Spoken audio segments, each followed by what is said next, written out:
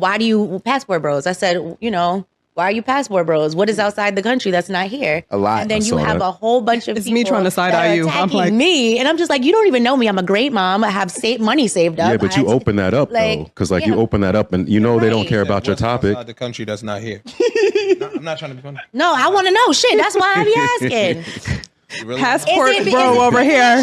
Isn't it just cheaper women? No.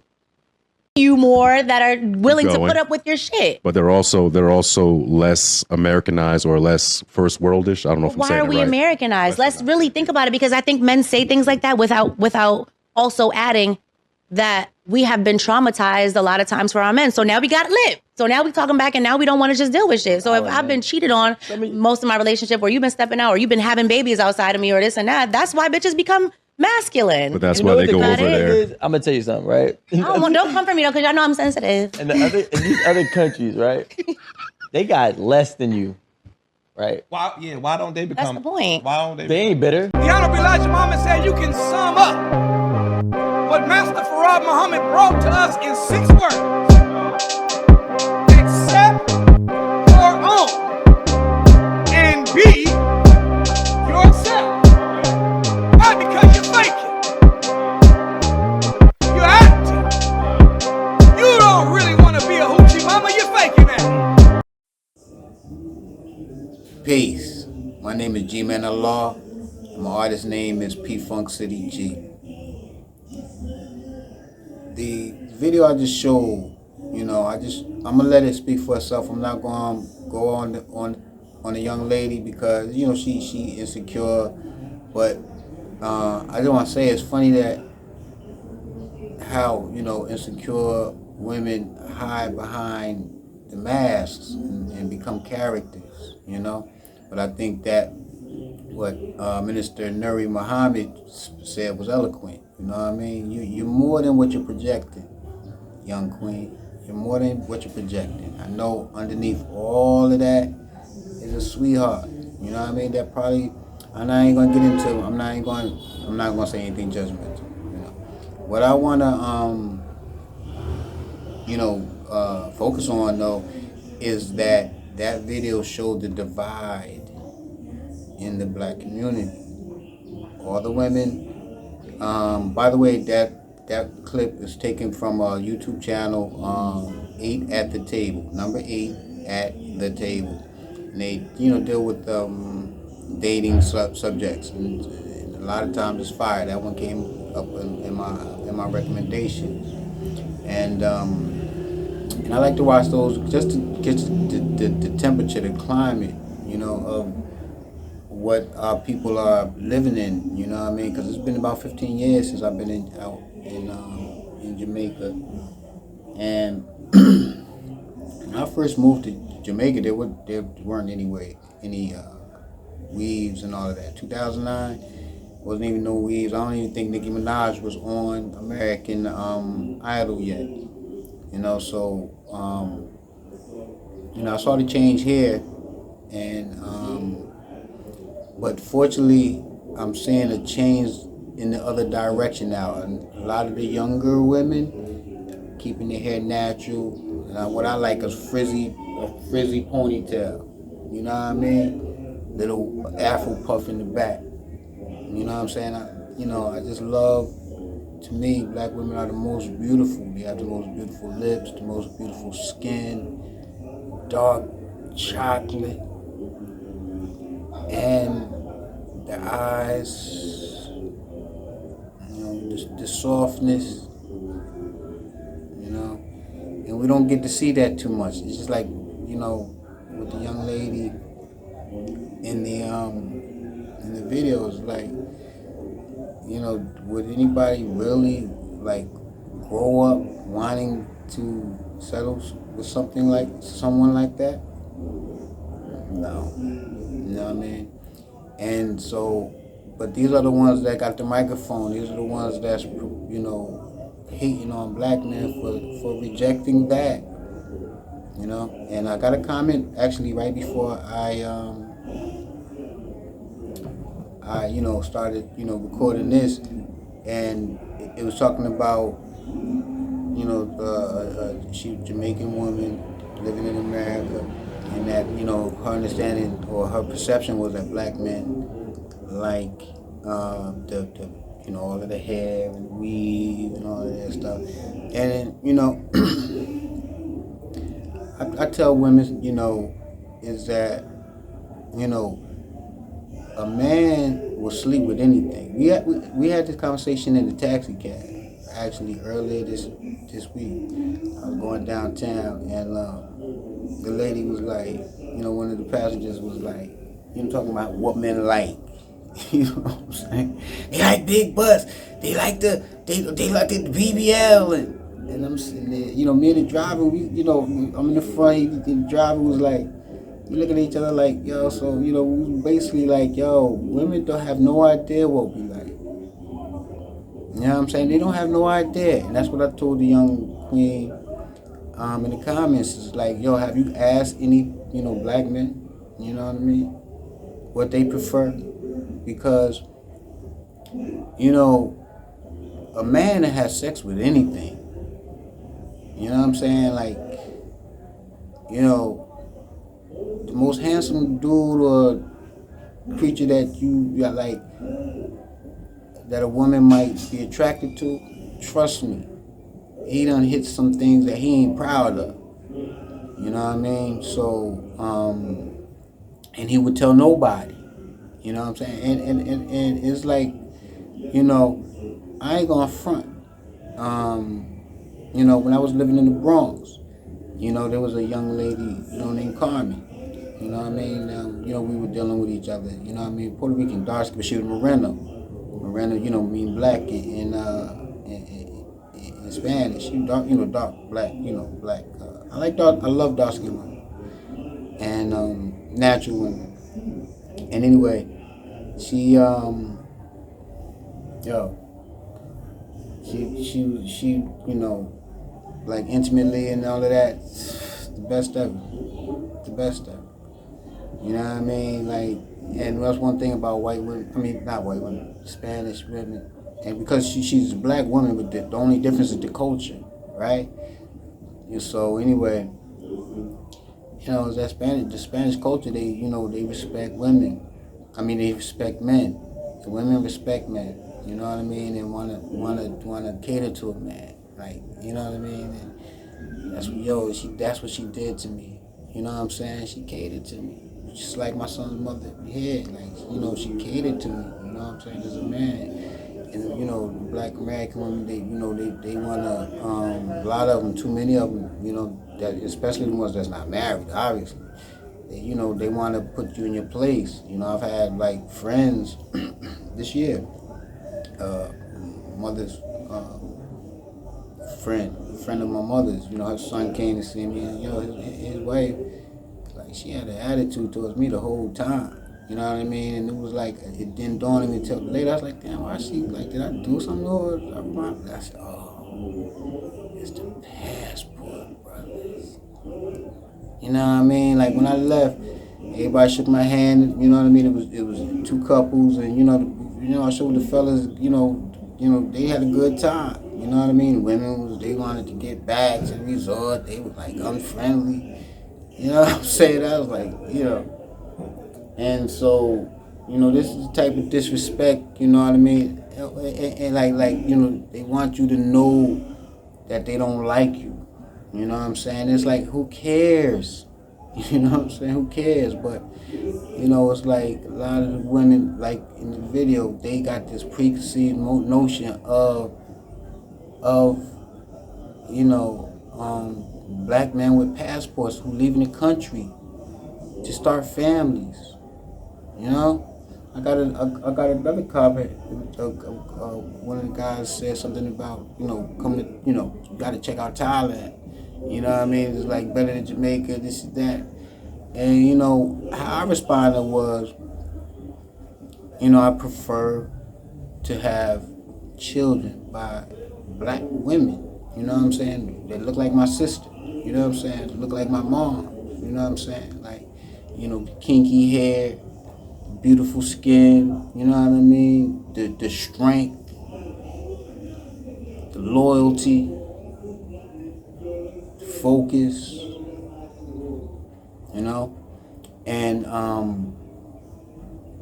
so, you know, that's what I prefer. I didn't want to have a child with a, you know, like a, you know, raising a boy like that got like, you know, he half Spanish, he got the long hair, curly hair. I don't know what to do with it. You know what I mean? Nah, I want my son to have, you know, have nappy hair. You know what I'm saying? And I mean, even to get to a historical level was like, you know, in the Nation of Islam, you know, we talk about the nation of the tribe of Shabazz. We come from the tribe of Shabazz, and so what happened is the god Shabazz blew up the earth because he thought we had got too soft. You know what I mean? Remember, the black seed is the red seed and the blue seed. The original black seed was two, so it was with the black and red seed, and that was with the, you know, straight hair. You know what I mean? Black, dark, black. But with straight hair, like you see in northern, Eastern Africa, Eritrea, Ethiopia, you know. And if you, you know, did some, you know, do a little bit of research, you'll see that those are the people that ended up in India, the Dravidians, black people that from Africa, black and red. They're the ones who came to, you know, who once, you know, the Europeans got to America, that's the ones that they found in America, and they thought they were in India. They called them Indians. Remember that story? That's what happened. They saw those people that they knew were in India. They saw them, you know, when they came to what they call the New World. The Old World to us, we've been here for, you know, centuries. Black people haven't been here for only 400 years under slavery. There were black people already here. There was black people already here. I was saying, I'm filming, bro. Yeah. Yeah, but what's up? Yeah. Yeah. That's the young God. And anyway, but like I said, you know, I keep it rolling. I don't do no edits. I just add, you know what I mean, videos. But anyway, the young God gonna fix himself something to eat. He been cooking for himself since he been 8 years old, you know. But anyway, I don't know if I was ready for him to be seen on camera, so I might blur his face out. But anyway, that's what we met. That's what we said. I don't want, you know what I mean. I don't want, you know, I didn't want to have babies, you know, with like straight hair, you know. And the god Shabazz, he blew up the planet because we was getting too pretty, like, you know what I mean, like, you know, he wanted us to be strong, you know, and so he was just destroying a part of the planet, which brought forth the moon. And so anyway, that's why if you look at the earth, it bear witness to what I'm saying, you know, from it's not a perfect globe, you know, but anyway, through that explosion, you know, it blew up, you know, parts of the planet with the sand and everything. But in Africa, we were, you know, already the kinky haired black people. We were there and became more dominant.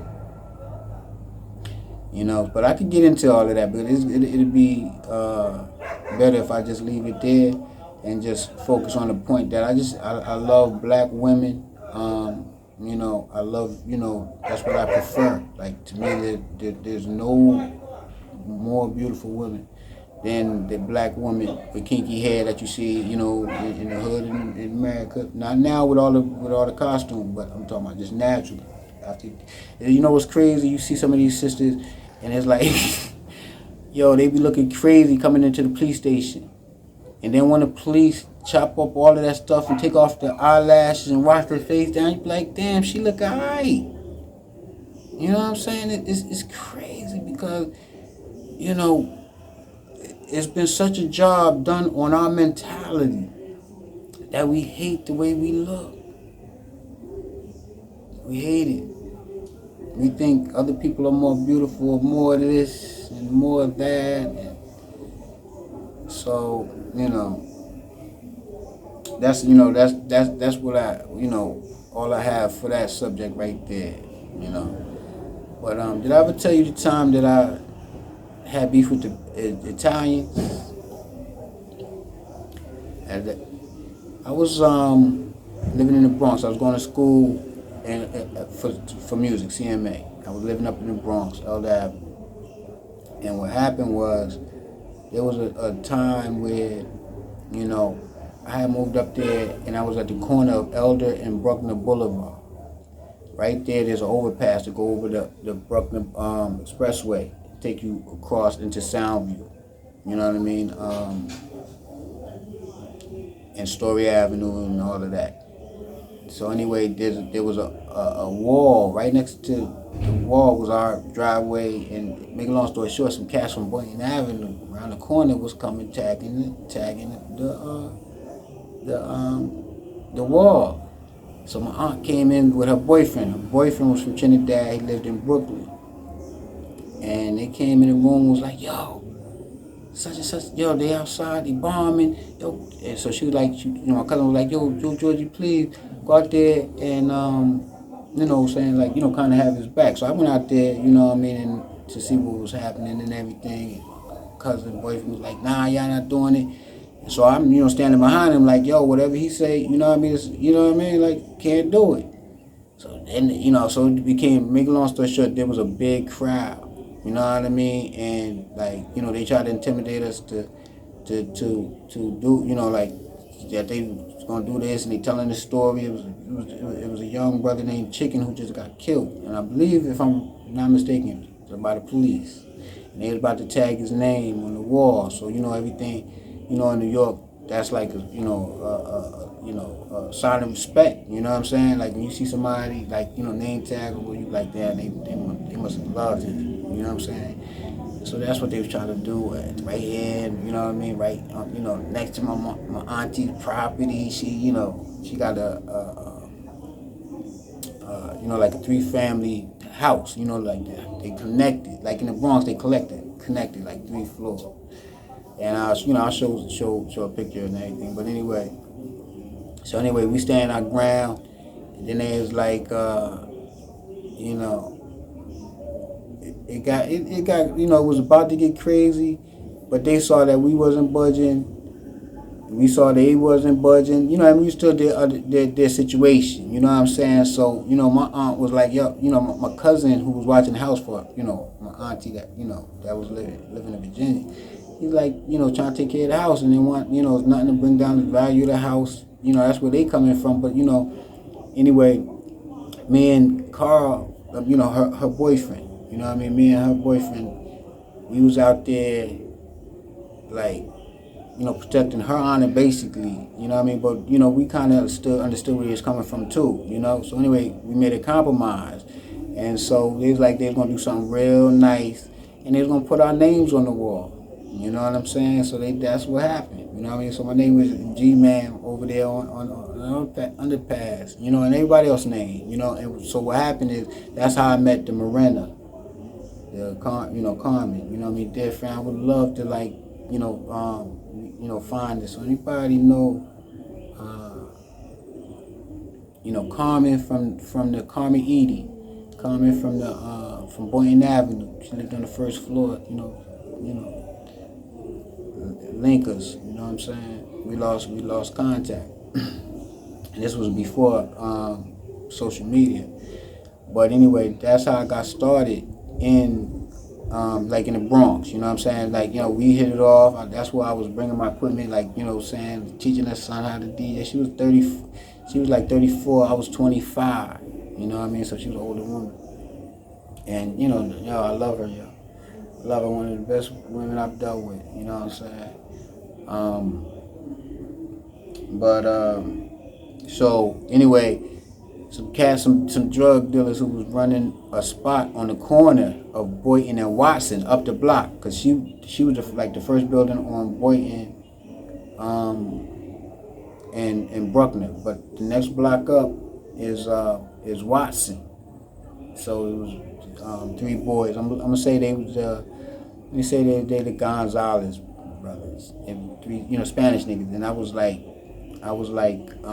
the only black that worked in there and then you know what I mean on their team. So you know people saying like hip hop is you know this and that. Like yo, in the Bronx there's a lot of racism. You know what I'm saying? Like even with the Puerto Ricans against blacks. You know what I'm saying? But anyway, they, you know they allowed me. I guess maybe because I'm light skinned or something. But I was only black. You know what I mean? But at the same time, like niggas wasn't you know.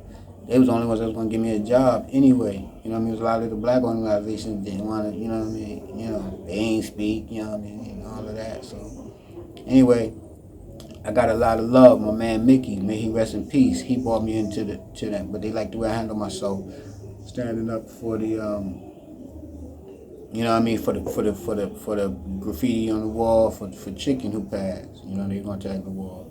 So anyway, I started working with them. And so I got into beef with the Italians is they wanted me to manage their spot. So like you know what I mean, back in Manhattan is different where I mean in New York, you know what I mean, it's different hustling than in anywhere else in the world. You know what I mean, because most places they're neighborhoods, house, maybe 2-family house, you know what I mean? Rarely you'll have more than a 3 or 5-story building or a 3-story building, you know what I mean? And it won't be like a whole area of that. So what they do is that in Manhattan, they got a starer, a pitcher, a manager, and a supplier. You know what I'm saying? So anyway, the manager, the supplier supplies the product. So you don't know where the product coming from. You don't need to know where the product coming from. You know what I mean? It's in a table, being worked and packaged and all of that. So now you getting packages. You know what I mean? Like you know what I mean? Like 10 at a time, something like that. You know what I'm saying? And like the dimes, nickels or trays or whatever. But you got something that you gotta account for. All right? You know what I mean? Yo, I'm leaving you with this. Alright, say no more. You know what I mean? You put it in the safe, you know what I mean? And they had, a whole bunch of apartments. You know what I mean? Like, cause this is the hood. You know what I mean? This is East Bronx, where hip hop started. So it was, you know what I mean? It was like, poverty over there. You know what I'm saying? And Cass is living rough. And the only rougher spot I've seen, in New York probably would be like, definitely in the Bronx, would probably be, it's starting to rain. It'd probably be like Hunts Point. Hunts Point was crazy, rough. Oh my God. Carmen and them, they had to move to Hunts Point. You know what I'm saying? And so, you know what I'm saying? So, I would start coming to check in Hunts Point. It was like, it was crazy. Like, holes in the ceiling, like you looking up, you know what I mean, at the booth.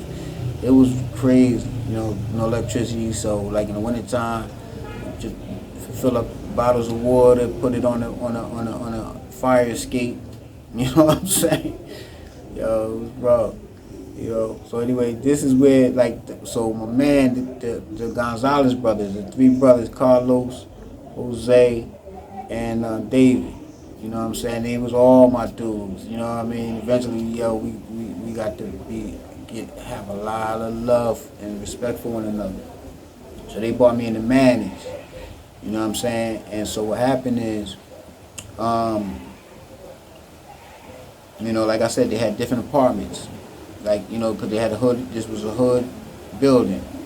You know what I mean? Run down, poor, neglected. So, it was like people taking over, especially the young cats, they taking over and they can put stuff in buildings.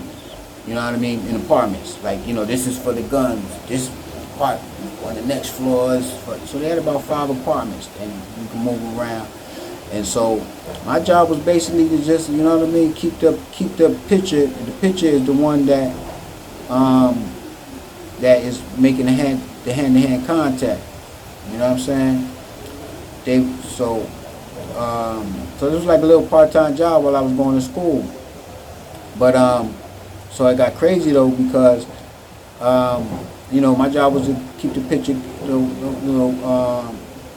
plate full so he can serve.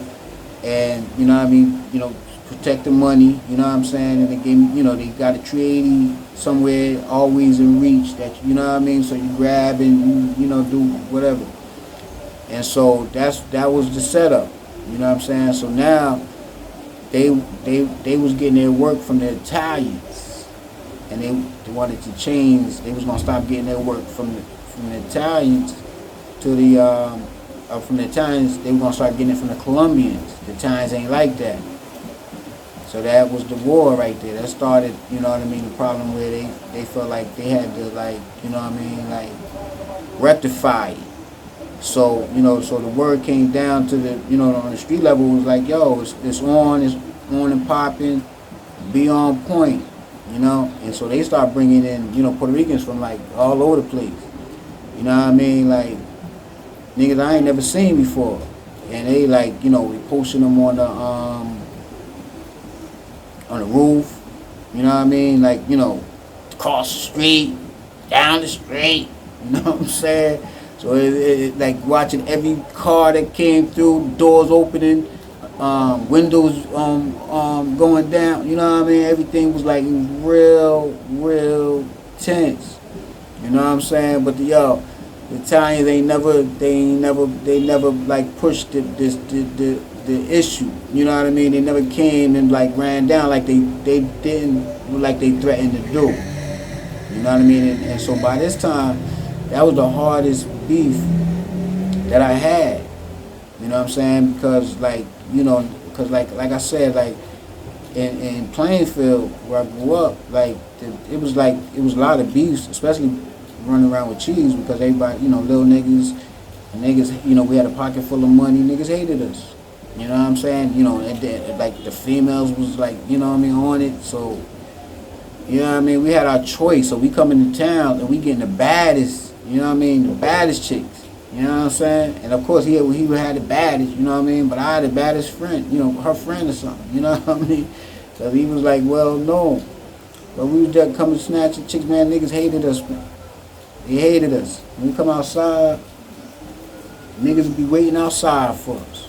You know what I mean? Or like, nigga be stranded out there because, like I said, when me and him united, like the team was large now. Like when we go down to South Jersey, go to the clubs and all of that, we'd be like 12 cars deep. You know what I mean? Like 50 niggas, like, you know what I mean, getting in the club. Like, okay, him, he get in, him, you know what I'm saying? Like, and so anyway, that's how it, that was like the local beefs, you know what I mean? There was more fighting, even in Plainfield, like, when we came down to 3rd and Monroe, like, yo, the cast on Stebbins, they ain't like it, you know what I mean? We beefing heavy with them, you know what I mean? Then they you know what I mean? They like investigating, trying to set us up. I see the niggas, you know what I mean? Like I'm on the East End, like washing my car. I had like a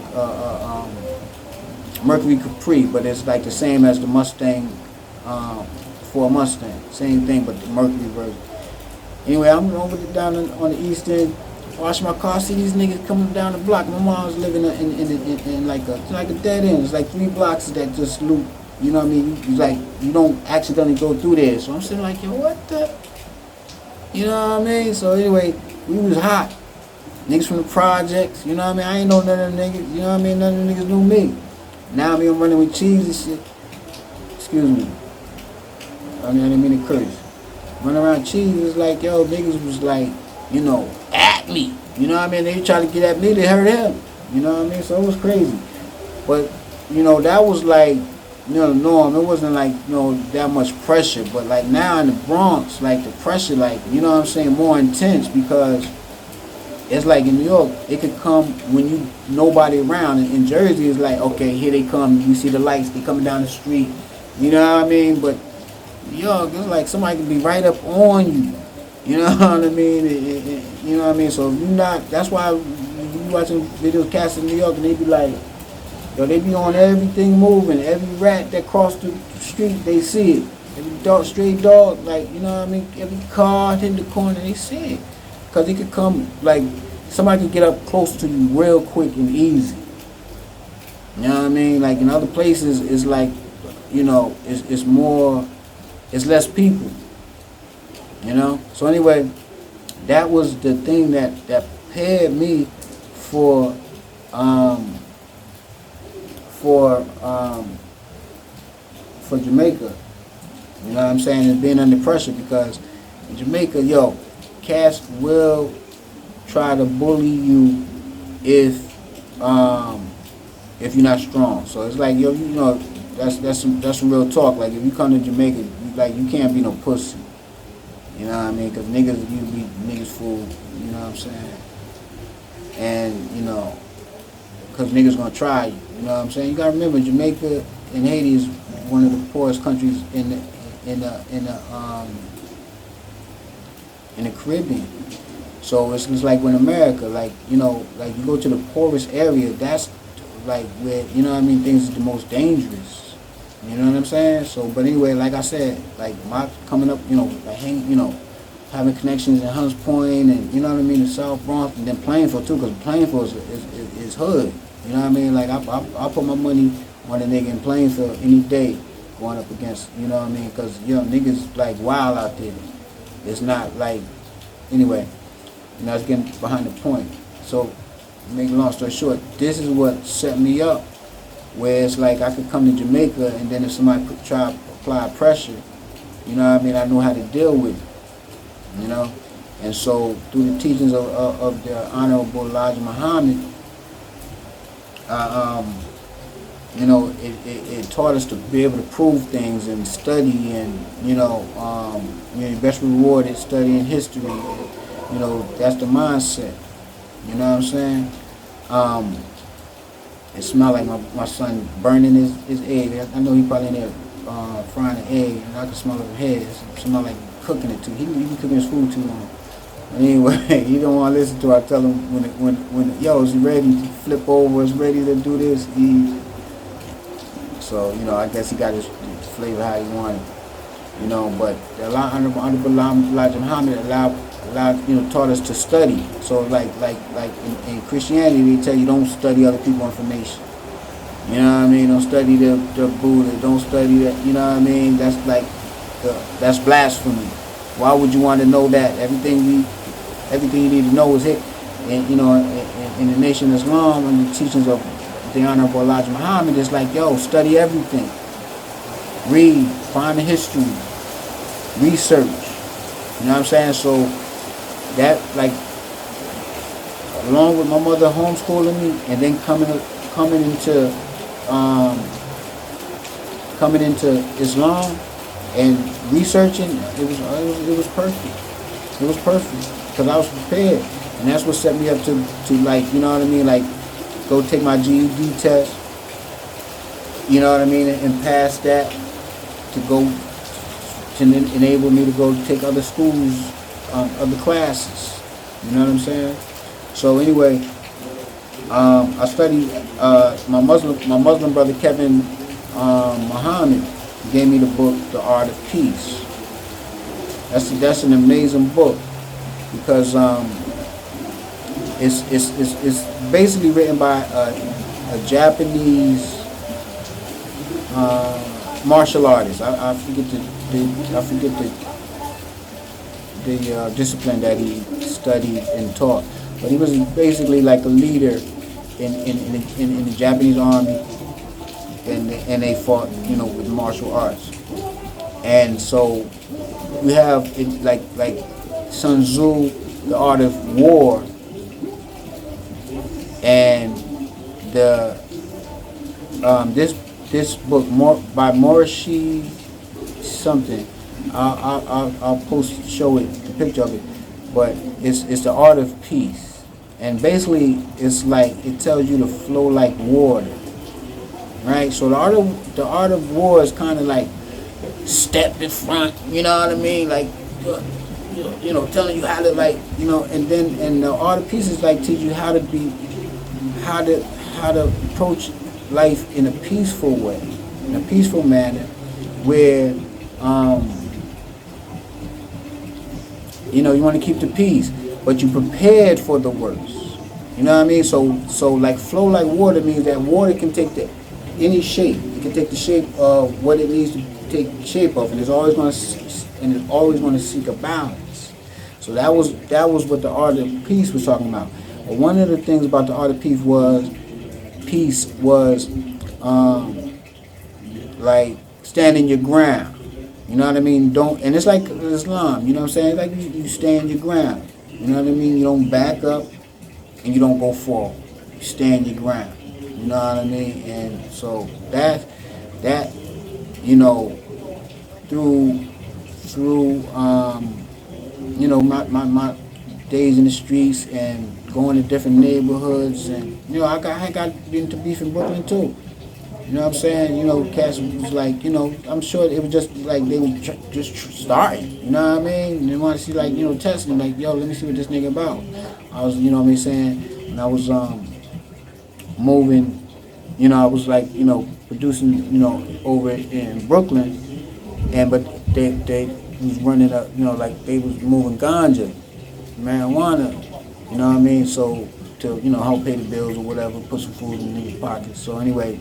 So when Cass wasn't around, I would, you know, answer the door, yo, you know what I mean? Who that? You know what I'm saying? What you need? You know what I mean? All right, go serve them, you know. And it was like, I think like Dimes or some good ass green Brooklyn. You know, Brooklyn got the best weed in New York. Well, at least at that time. I don't know about now. But especially the good ganja, because, you know, the Jamaicans, you know what I mean? And the West Indians, you know what I mean? They got to connect. But the best, like, stuff that, like, with seeds and all of that, and I prefer to smoke. I don't smoke stuff without the seeds. Or that's, you know what I mean? Like, you know, if I'm in the States and I got to, you know what I mean? But I prefer the seeds. And I always tell Cash, you know, it's like eating watermelon. You're not going to eat a watermelon without a seed. You're not going to eat a grape without a seed. So why smoke weed without a seed? You know, because you know it's been grafted. You know?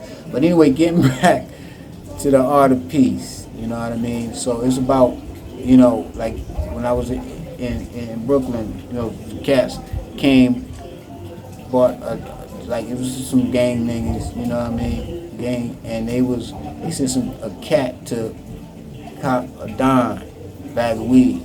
Half hour later, the buzzer buzzing, and so I come down and they want their money back because their boss don't want the weed now. So I already knew this was a setup. I was like, yo, bro, you know, like, come on, man. Like, yeah, that's one of the first rules you learn in the game. Like, yo, somebody grab something, leave, and come back, they don't get their money back.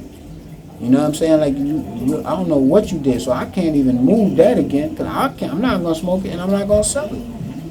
You know what I mean? You could have sprinkled something, would have did whatever.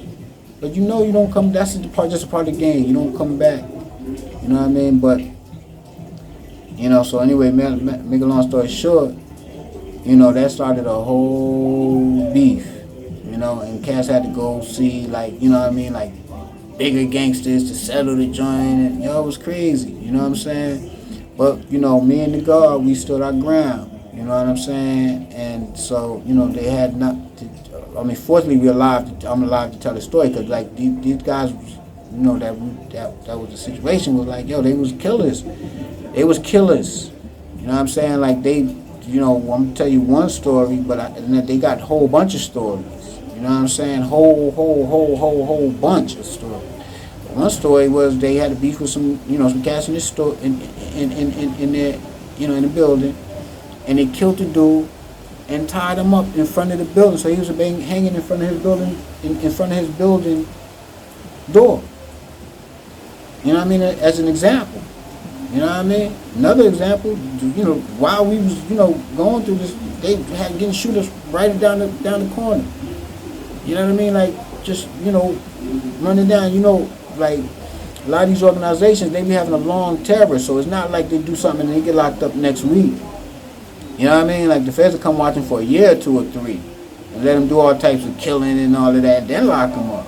So, yo, that was, you know what I mean? That was pressure too, but not like I felt in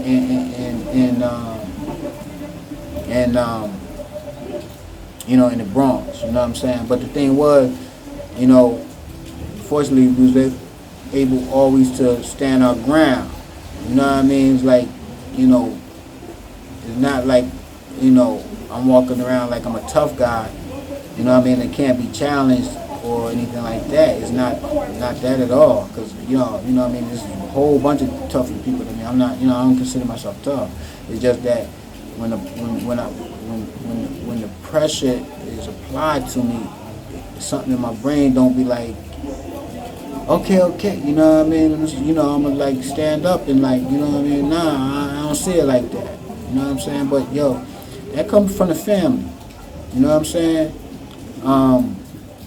Like, as far back as, and it's a reason, how I got a light skin. I'll tell you a little story. As far back as my family can trace, goes back to slavery, and it was my grandma Sylvia Jackson. I think she was born in 1858. Yeah, it was 1858. She was born in 1858. So that was a few years before slavery ended, right?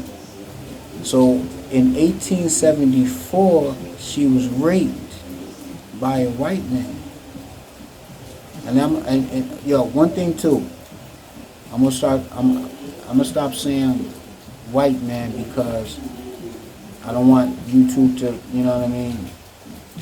So what I'm going to start referring to the white man as the Caucasian, because actually white people are people that come from the Caucasus Mountains. They're Caucasian, actually, right? Remember I told you that the planet was called Asia? So everybody has named like an Asia part of their name. Like, we being black people, I'll get into that at some point in more detail, but basically we are Asiatic. Black people are Asiatic. Like, you got the Semitic people, we Semitic too. But we are Asiatic because we come from Asia. The planet's name was Asia before it was called Earth. So they come from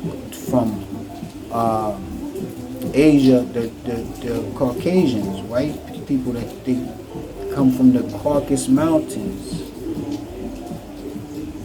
of Russia, in between Caspian Sea and the Black Sea. Go look on the map and everything, you'll see that you got to go up the Caspian Sea and the Asiatic Sea to get there. So anyway, that's where they come from. They, were kicked out of paradise basically, and that's where they were sent off to.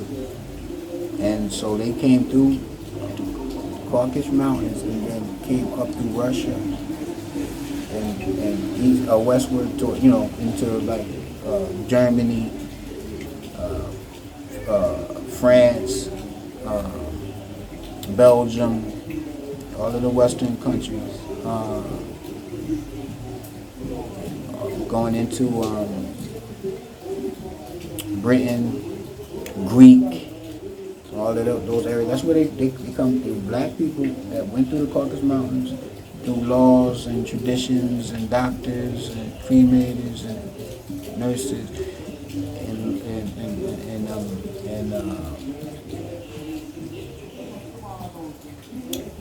what they say, like sexual laws, like birth control. Birth control is what I'm looking for.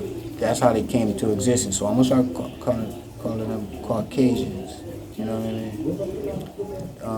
Caucasian people. I forgot the point that I was making. I forgot what the point I was making.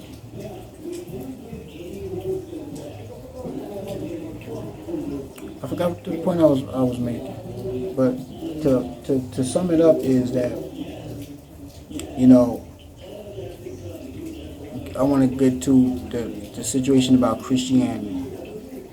Christianity, they say, is the religion of the people scared to go to hell. Islam is the religion of people that been to hell. And that's what, Islam has been to me. Because that's what I wanted to get into as far as like, with the with the, you know, what I was talking about with the Italians, because it's like, why would somebody even want to go to school and be like, you know, have the skills to like manage a crack operation? You know what I mean? But that's what I was brought into. You know what I mean? Into by choice. You know what I mean? But you know, at that time there wasn't that many choices for a young black man.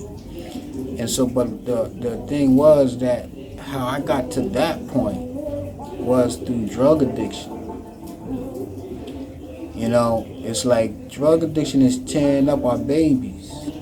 You know, and it's but you know, in my town, Plainfield, it was a part of the game. Like we were selling crack to buy dope.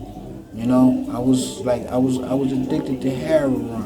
You know what I mean? And what happened? How I started sniffing heroin was, you know, I had been like, you know, in back in the days when I came up in the '80s, like, you know, when we go to the club, like I said, I've been going to the club since I was 17. You know what I mean? So, you know, through cheese, like I was able to get in the club, because most, like, you know, yeah, young girls can get in the club, but like 17-year-old men, nah.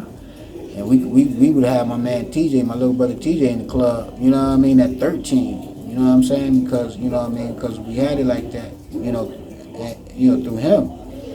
But anyway,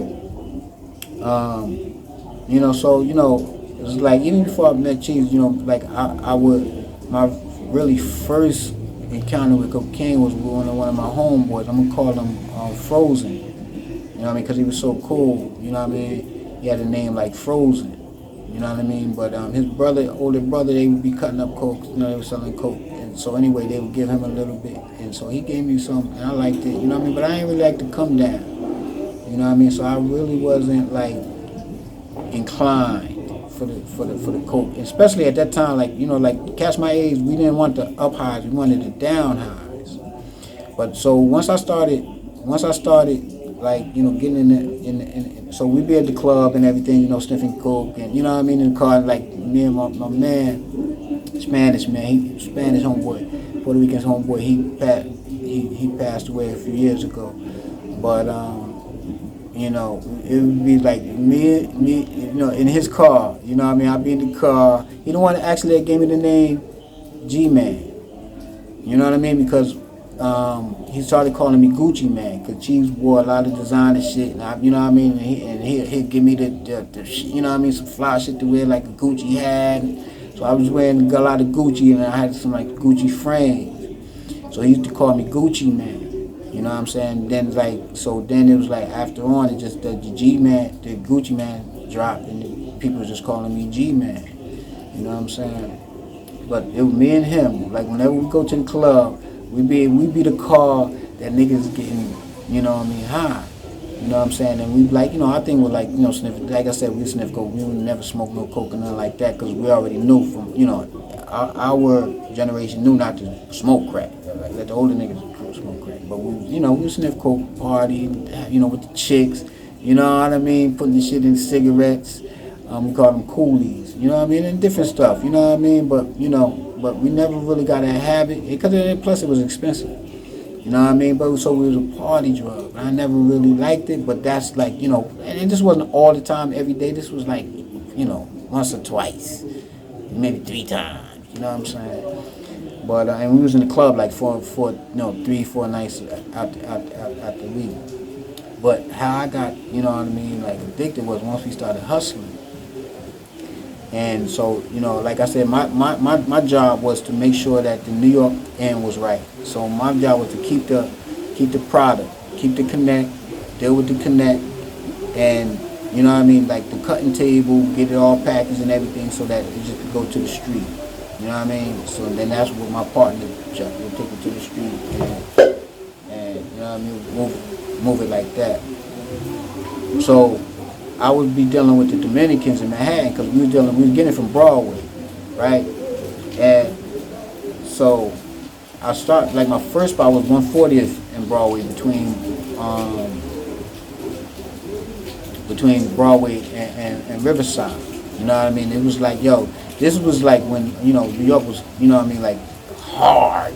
You know what I mean? Like burnt out buildings, like, you know what I mean? Like you go into a building, it was like New Jack City, but not like harder than New Jack City. New Jack City was kind of like fairy tale, but like I'm saying, like everybody, like the whole building is turned out. You know what I mean? You walk into the lobby, mad cats, nigga turned around serving them. You know what I mean? So it was crazy. You know, but I used to go there. You know what I mean? And you know, go in and out, handling my business. And so anyway, so it was like a little safer to just go. I found the spot on 144th and Broadway. It was a Dominican restaurant. You know, you come there and so you get the dude named Cookie. You know what I'm saying? Everybody know Cookie. He was a you know, is a legend. Everybody in my town know him. So anyway, we would get it from them. So they would give us the material to cook up, but they would give us like an 8-ball of the powder. You know what I'm saying? And like, so we would like, you know, be riding back, you know what I mean? And me, at the time, my man, Shaquan, and you know what I mean? And another homie, they call him G Money. And we'd be partying, you know what I mean? Just sniffing, talking, and like having a great time, you know what I'm saying?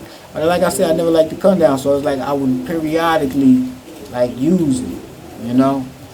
But what happened was, you know, old school, you know, friend of mine, like introduced me to a speedball, where it was like the heroin mixed with the coke, and so now it's like I got the up high, but then when the up high go down, that opioid, you know what I mean, the heroin taken, and you know what I mean, it smoothed it out. So now you're not fiending for coke. Cause that's the thing about coke. Like once you get high, then you want more and more and more and more and more. You know what I mean? But with the heroin, you're like, okay, I'm good.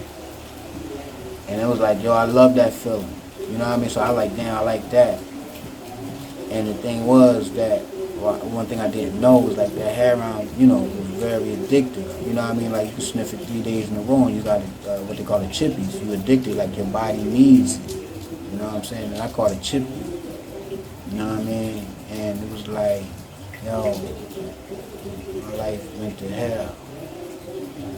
You know what I'm saying? I mean, in a way, it kind of saved my life because it's like I wasn't hustling as hard. Like now, I just wanted enough money to get high off of some, you know, off of the boy, what they call the boy, the heroin.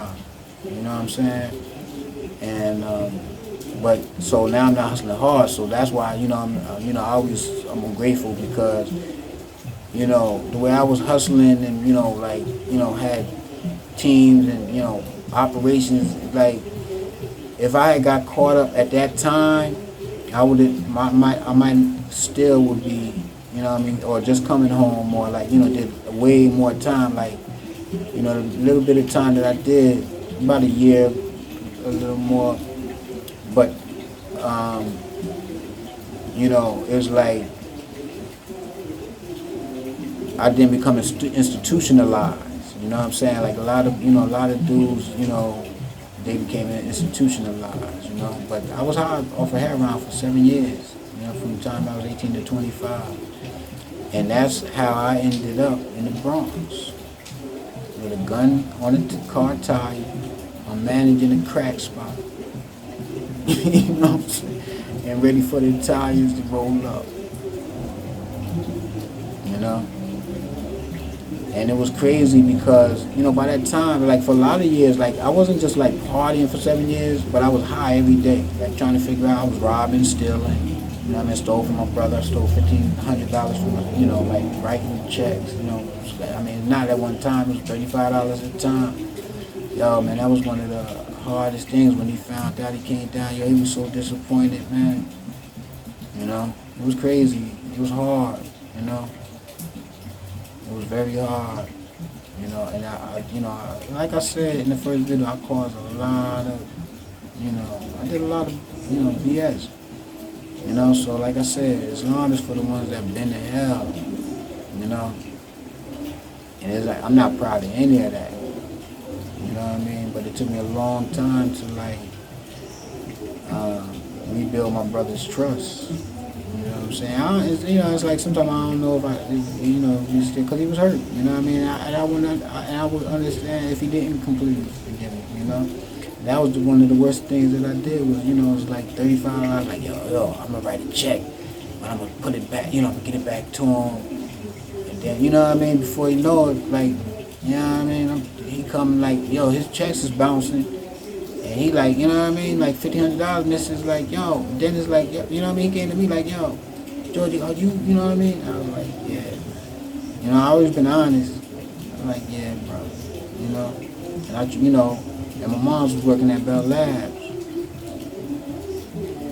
And so, so it was like, it's like for her kids, like she had great benefits, like medical. And so I could, like with the medical, it's like I could go to a rehab under her name. So we tried that, but like I was there for like three days, and they was like, I didn't fit I wasn't eligible to use her thing. So I'm back on the streets. You thought I would never be able to stop getting high off the heroin. I didn't see no way out. And but like I said, once I was like, you know what I mean, like entrenched in the beef with the Italians, and like things was hectic right then. Like it was very pressureful around that time. You know what I'm saying? It was like, in the Bronx, they had a lot of alright, make a long story short, there was a guy who was a musician, and he was the guy that I was first guy that I was going to his house doing studio time. Cause now I went to school for studio. I was working the crack spot, to have pocket money, and then but I was like, wanted to like make records. So my man, he was a drummer for like a professional drummer, played with a lot of famous people.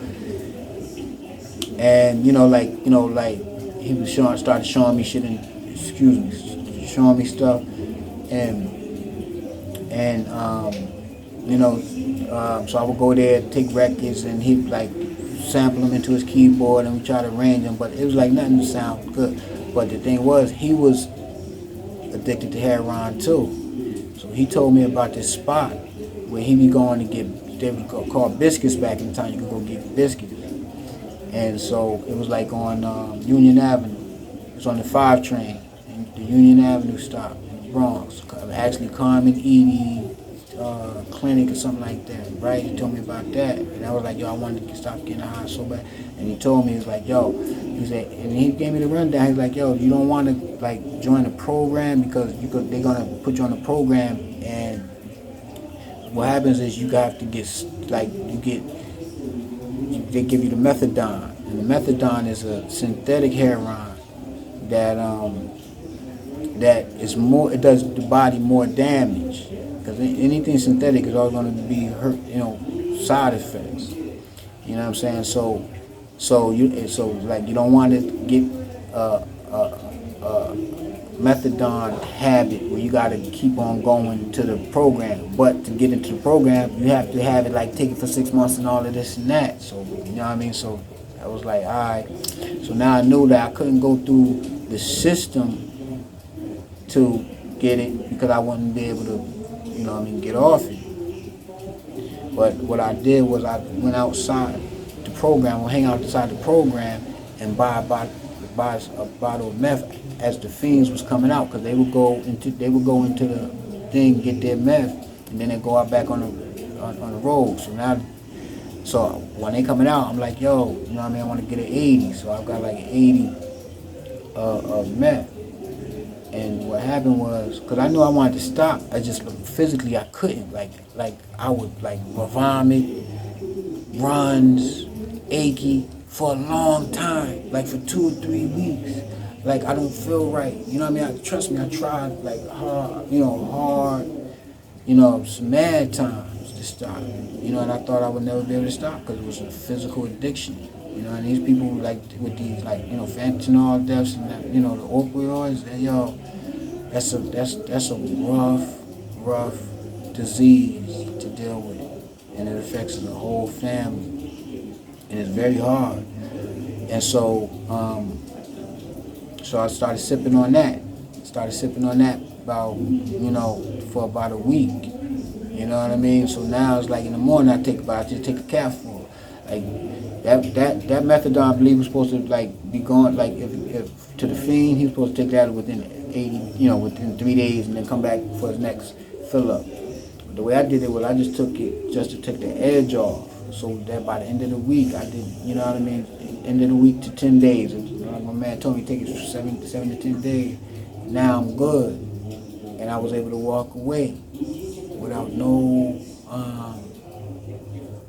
desires, no aches, no pain, no vomiting, no sickness. You know what I'm saying? And so, and that's when I was able to like really like take charge of my life. And that's when I shortly after that, I think, yeah, that's what happened. That's what happened. All right. So this was like in November of maybe like 1994, 95, around that time. Then that following March, I caught a probation violation, and so they gave me a 3 flat, and I had to do 5 months on that because I had credit and all of that. But you know what I'm saying. So then once I got out of prison, and it was like I was dealing with the guards too. I ain't gonna lie, I was dealing with the guards, And then once I left there, I moved back to the Bronx. And,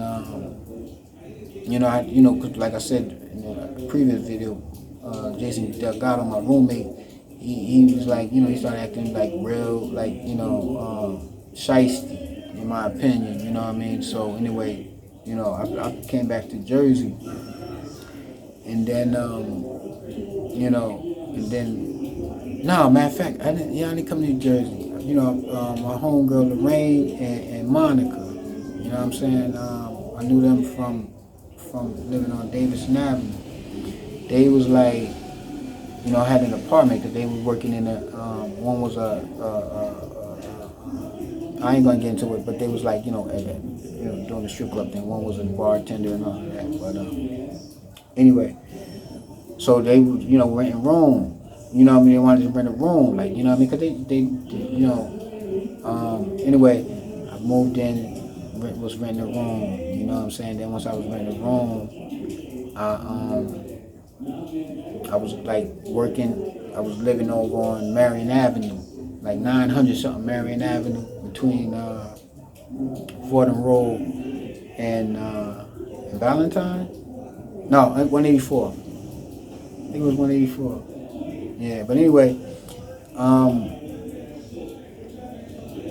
and that's when I was on the train. I met a artist. A guy singing on the train, and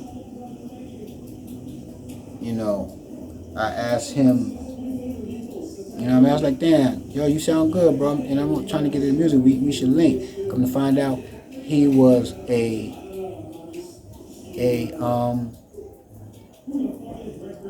studio manager at Giant Recording Studios. Yo, it took me a long time to get the job, and I had to go through hell. But that job is what propelled me. But the ill story is that, when they talk about you got to get in the game and all of that, and they got to give up their butt and all of that, and this and that, he was one of the LGB whatever people, you know what I'm saying, and he wanted to proposition me to get the position, you know what I mean. But I'm gonna deal with that in the next video. Tell you how I dealt with that, and the art of peace helped me get through that too. Stand your ground. All right, yo. Thank you for your time. Thank you for all the support on PayPal. I'm gonna post up the link here. For the continued support. My website is ringing, so you know what I mean. So I appreciate all the love. Y'all go check out the website.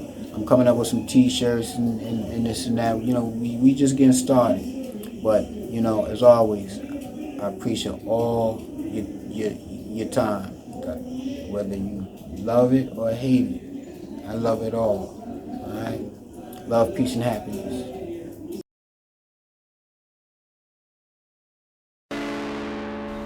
White lines go through my mind. Something of phenomena. Tell your body come along. White lines go away. You need a fix, but you don't get fixed. You get broke. Everything stops. Your heart and brain choke. Your thoughts provoke ill decisions. You fail to listen.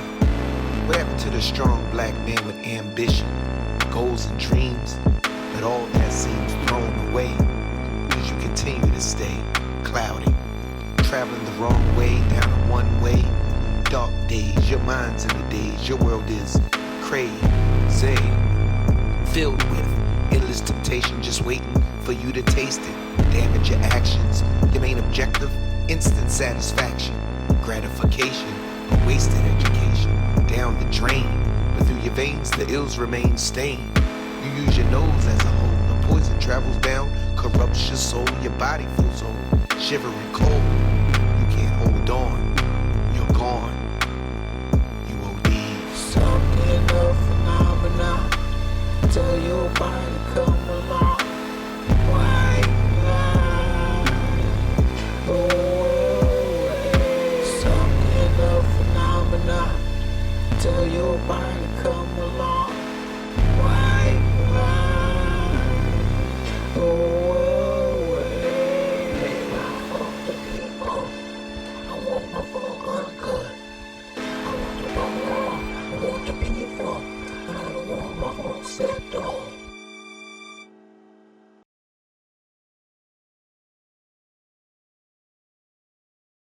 P Funk City G.